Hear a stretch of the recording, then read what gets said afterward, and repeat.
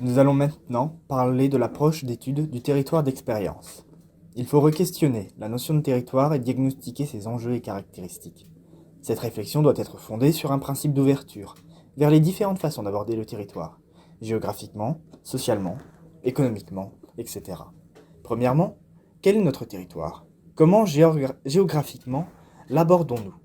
Comment le délimitons-nous? Prenant en compte les projections du projet de DataLab Éclore Plus, l'objectif de ce diagnostic est d'identifier les caractéristiques du Nord lorrain, de la métropole de Metz à la frontière luxembourgeoise. Ce territoire cumule donc des enjeux divers, issus d'une dynamique urbaine et d'une campagne désindustrialisée, qui est soumise aux thématiques transfrontalières. Le territoire en dehors de la métropole porte les marques de l'histoire et témoigne de la désindustrialisation ayant eu lieu depuis les années 70. Comment, alors, qualifier le dynamisme de ce territoire? Nous mettons en avant une notion, la décroissance, une notion provocante, mais qui force la réflexion sur la situation réelle de la région. La démographie de celle-ci, qui était en baisse depuis les fermetures d'usines, a vécu un réel regain grâce à l'attractivité du Luxembourg. Celle-ci demeure un phénomène détaché d'un regain économique local. Ces populations investissant le foncier pour se rapprocher du Luxembourg, leur lieu de travail. Le territoire est marqué par la présence d'un parc immobilier vieillissant, issu de cités ouvrières, minières et sidérurgiques. Les centres-villes historiques ont donc un déclin d'activité, l'offre de logement ne répondant pas aux normes et critères modernes. La question de la rénovation du bâti pose donc. L'État s'est positionné comme un acteur important dans le domaine, encourageant les politiques de rénovation et initiant un renouvellement du parc immobilier sur la création de l'écocité d'Alzette-Belleval. La présence de ce patrimoine architectural pourra toutefois se révéler comme un atout, sa valorisation pouvant participer à l'attractivité du territoire.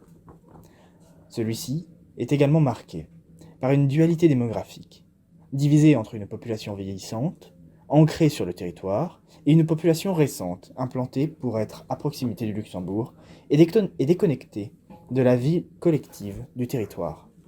Cette distinction apparaît également dans l'activité du territoire. La première population étant fortement marquée par chômage, la seconde diplômée et active, tournée vers l'étranger. La situation du territoire a attiré l'attention de l'État, qui a pris la décision d'intervenir directement. Le cœur du renouveau tourne autour du projet de l'écocité Alzette-Belleval, porté dans le cadre de l'opération d'intérêt national du même nom. Le territoire est fortement impacté par la présence de la frontière luxembourgeoise. Les dynamistes transfrontaliers créent des problématiques et des enjeux auxquels il faut donc répondre. La mobilisation transfrontalière de la population française a créé des flux déséquilibrés. La région souffre de ce transit. Elle subit une surcharge sur ses axes routiers ainsi que la pollution qui en découle. Le Luxembourg, qui crée des opportunités pour beaucoup, rend difficile l'implantation en France de personnes qualifiées et compétentes, étant attirées outre frontières. Est en train de se concrétiser l'idée d'un territoire fonctionnel luxembourgeois, englobant les régions frontalières françaises. Comment, alors, pour ces territoires, rester eux-mêmes? Éclore Plus peut jouer un rôle en rattachant ce territoire à la métropole messine. Le territoire est marqué par l'institutionnalisation de la coopération transfrontalière. Dans le cadre du GECT, les États et leurs collectivités discutent et s'engagent mutuellement. L'ouverture d'Éclore dans ce cadre, au Luxembourg, pourrait transformer le potentiel du Data Lab. Travailler en commun avec le Luxembourg ne peut se faire sans prendre en compte les différents enjeux et de culture. Il faudra négocier la gestion de données, assurer la bonne tenue de l'open data. Le Luxembourg approche différemment l'intervention du pouvoir public et la place des acteurs privés dans ce type d'initiative.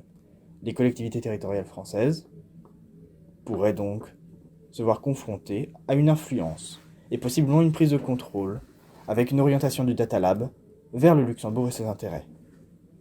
Pour finir, le territoire d'expérimentation est caractérisé par une géographie riche, mais marquée par la pollution.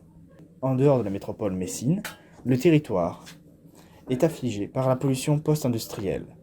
Celle-ci marque son image extérieure et ses effets sont toujours actuels. Le territoire est toujours impacté par les industries restantes, en France et au-delà de la frontière. On constate donc la présence de friches industrielles, de zones soumises aux risques miniers, de pollution dans les sols et les remblais. Le territoire et l'État recherchent à dépolluer cet espace, à transformer l'image du territoire. La nature a une place sur le territoire, sur les friches, dans les forêts. Il y a des écosystèmes à protéger et à mettre en valeur. De nombreux zonages réglementaires encadrent et protègent le territoire naturel, la topologie marquée et le marché du foncier. Les friches industrielles une opportunité et permettent d'envisager la faisabilité économique de telles opérations de dépollution et de construction. En suivant l'exemple luxembourgeois, l'OIN reconvertit ses friches, celles de la CCPHVA, et les dépollue. Le requestionnement du territoire, une fois superposé à la réflexion présentée sur les données, met en avant certain nombre de relations, des polarités qui sont dans un même temps des risques, mais également des opportunités.